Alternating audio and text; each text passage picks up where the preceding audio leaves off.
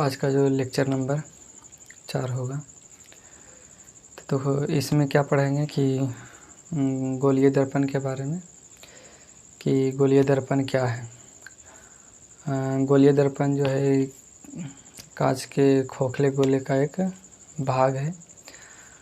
और गोलीय दर्पण कितने भाग में बांटा गया? 2, अवतल और उत्तल। अगर अवतल दर्पण का जो है मतलब बाहरी भाग, मतलब उभरा हुआ भाग जो मतलब रंगा हुआ रहता है, और उत्तल दर्पण में क्या है, जैसे गोलीय दर्पण की बाहरी सतह राजितित है, बाहरी भाग क्या होता है, रंगा हुआ रहता है। और अवतल दर्पण में अंदर का भाग क्या होता है, रंगा हुआ रहता है। तो ये सब के बारे में पढ़ना है। फिर गोलीय दर्पण में प्रधान अक्ष या मुख्य अक्ष, वक्रता केंद्र या वक्रता त्रिज्या या परावर्तक सतह, ये सब के बारे में पढ़ना है। कि ध्रुव, प्रधान अक्ष, जैसे सब के डिफिनेशन के साथ पढ़ना है। तो देखो इसमें क्या क्या है कि जैसे गोलीय दर्पण, गोलीय दर्पण उस दर्पण को कहते हैं जिसका परावर्तक सतह किसी खोखले गोले का एक भाग है। माने गोलीय दर्पण के उस परावर्तक सतह को कहते हैं किसी खोखले गोले का एक भाग है। माने गोलीय दर्पण उस परावर्तक सतह को कहते हैं जो खोखले गोले का एक भाग है। देखो ये गोलीय दर्पण हो गया, इस पूरा गोलीय दर्पण है और इसका बाहर वाला भाग जो है रंगा हुआ है और इसमें अंदर का भाग रंगा हुआ है। तो देखो इसको केंद्र कहते हैं और ये ध्रुव है, पोल। अगर इस तरह से बन रहा है एक ठो इस तरह से बन रहा। तो देखो इसमें ध्यान देना है कि से अवतल दर्पण और उत्तल दर्पण का निर्माण होता है। तो देखो अवतल दर्पण गोलीय दर्पण के बाहरी सतह को रजित करते तो अवतल दर्पण बनता है। अगर गोलीय दर्पण के बाहरी सतह को अगर रंग देते हैं तो अवतल दर्पण का निर्माण होता है। अगर गोलीय दर्पण के अंदर वाला भाग को रंग देते हैं तो उत्तल दर्पण का निर्माण होता है।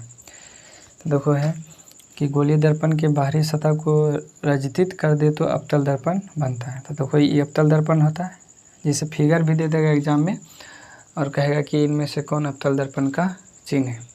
तो इसमें ध्यान देना है कि जो है अवतल दर्पण का चिन्ह। फिर देखो उत्तल दर्पण समझना है कि उत्तल दर्पण गोलीय दर्पण के अंदर वाला सतह को रजित कर दे तो उत्तल दर्पण बनता है। माने अगर उत्तल दर्पण में अंदर का भाग अगर रंग देते हैं तो उत्तल दर्पण का निर्माण बनता है। जैसे देखो ये उत्तल दर्पण है और इसका अंदर वाला भाग भरा हुआ। तो देखो इसको फोकस कहते हैं, इसको केंद्र कहते हैं और इसको ध्रुव कहते हैं। और ये भी जो है तो दर्पण लगा हुआ है, इसमें भी फोकस है, केंद्र और ये ध्रुव। तो देखो सी से मतलब हुआ सेंटर और पी से हुआ पोल, एफ से हुआ फोकस। तो देखो फोकस क्या है ये सब मैंने आगे पढ़ समझना है।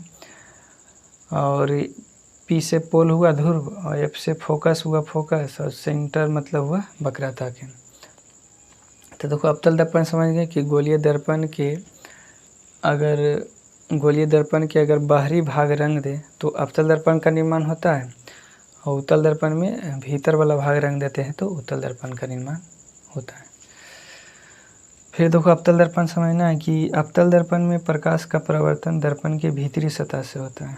जैसे अवतल दर्पण का जो है, अवतल दर्पण में प्रकाश का परावर्तन दर्पण के भीतरी सतह से होता है, और उत्तल दर्पण में प्रकाश का परावर्तन दर्पण के बाहरी सतह से होता है। जैसे उत्तल दर्पण में प्रकाश का परावर्तन जो है दर्पण के बाहरी सतह से होता है, और अवतल दर्पण में क्या होता है कि भीतरी सतह से होता है, माने अंदर वाला भाग से प्रकाश का परावर्तन होता है।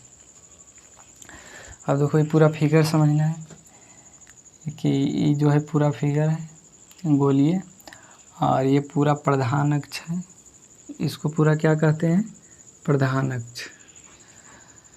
प्रधान अक्ष में देखो अगर इस तरह से अंदर वाला पार्ट अगर रंग देते हैं, ये मैंने कलई करना या रंग देना, कलई करना या रंग देना, और ये जो पार्ट बच जाता बाहर वाला इसको परावर्तक कहते हैं, और अंदर वाला को कलई करना कहते हैं। तो ये उत्तल दर्पण का निर्माण होता है। और इधर से जब बाहर वाला भाग रंग देते हैं या कलई कर देते हैं तो ये अवतल दर्पण का निर्माण होता है। फिर यहाँ पर जो सी वक्रता केंद्र है, और ये क्या है, ध्रुव है, और ये भी क्या है, ध्रुव है, और ये जो है वक्रता त्रिज्या है।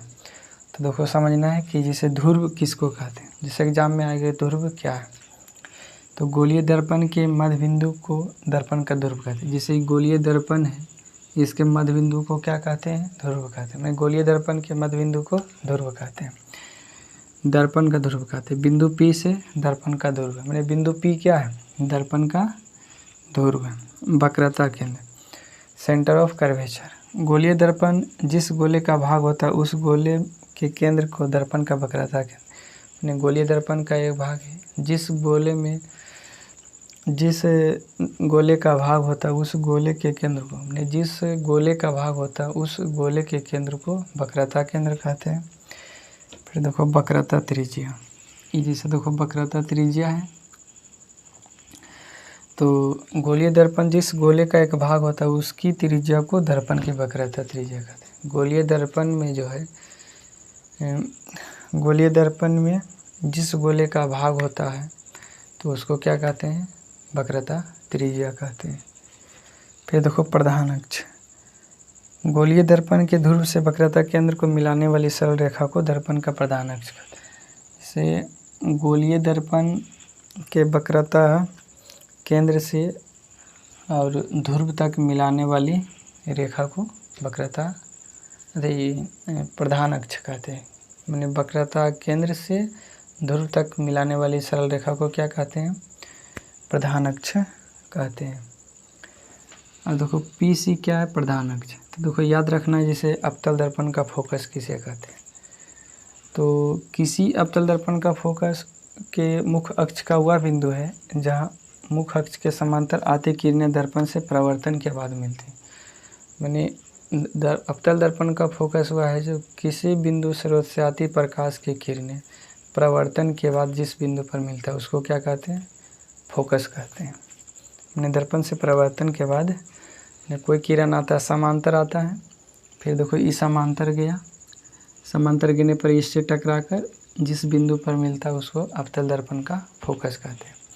फिर उसी तरह है कि किसी उत्तल दर्पण का फोकस उसमें मुख्य अक्ष पर हुआ बिंदु जहाँ से मुख्य अक्ष के समांतर आती किरणें दर्पण से परावर्तन के बाद मिलती हुई प्रतीत होती है। मैंने किसी बिंदु पर मिलती हुई प्रतीत होती है। जैसे इससे किरण गया, इधर लौट गया, तो इधर से जो मिल रहा, और फिर इधर से गया, इधर से किरण लौट गया और ये मिल रहा, उसको क्या कहते हैं, उत्तल दर्पण का फोकस। तो देखो इतना ही था, मतलब कम ही समय में इतना। मैंने लिखने से क्या होता है कि कम समय और अधिक पढ़ना, जैसे कम समय में ही इतना पढ़ लिए, कारण ये सब जो 1 घंटा का टॉपिक, जैसे अगर ऑफलाइन क्लास में रहेगा तो ये सब जो है 1 घंटा लगेगा, इसको पहले लिखिएगा उसके बाद समझाएगा, तो हम लोग 1 घंटा तो लग ही जाता है लिखने में, इसको समझाने मुश्किल से 8 से 10 मिनट लगता है।